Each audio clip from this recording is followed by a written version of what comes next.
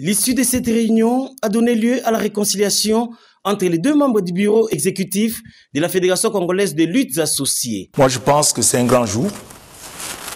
D'abord pour les mouvements sportifs, parce que c'est rare de trouver une fédération déjà divisée, à problème, avoir une réconciliation, malgré à la dernière minute, mais je pense même les dernières minutes, les 2 mois, vivre ensemble, ça prouve déjà que c'est un signe d'abord des chrétiens, parce que la Bible nous recommande d'abord l'amour, et l'amour supporte tout.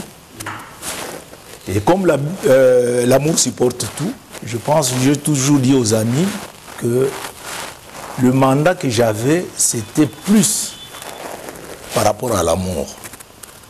Et que j'avais organisé même une soirée qui était Maman Annie qui n'a jamais oublié, qui répète chaque fois que c'était le dîner d'amour.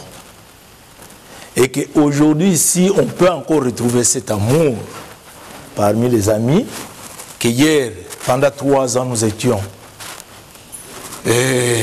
à couteau tiré, mais qu'aujourd'hui, malgré Covid et Covid-19, mais on s'est salué quand même.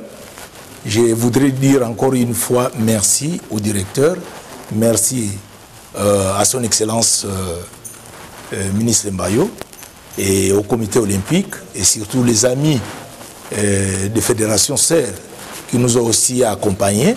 Je pense c'est un jour que nous, au niveau de la fédération, que nous n'allons pas oublier.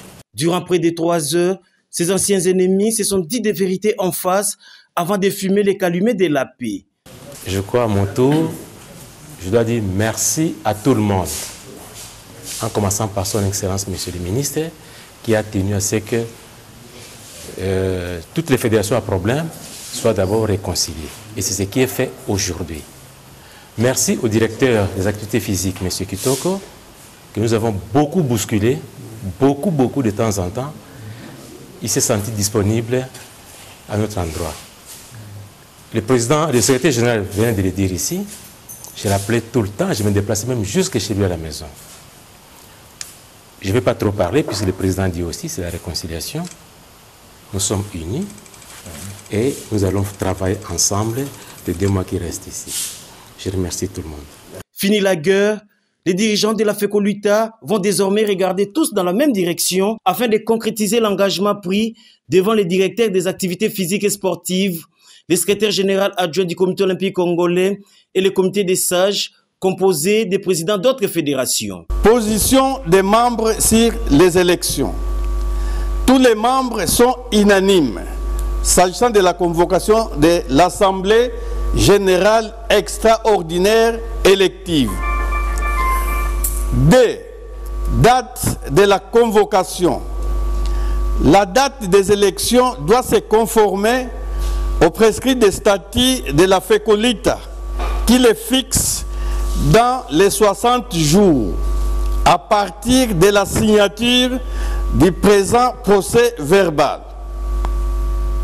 Deuxième tiré, la lettre de la convocation de cette AGEE doit être signée conjointement par le président et le secrétaire général correspondant officiel élus de l'Assemblée générale extraordinaire élective du 29 juin 2016.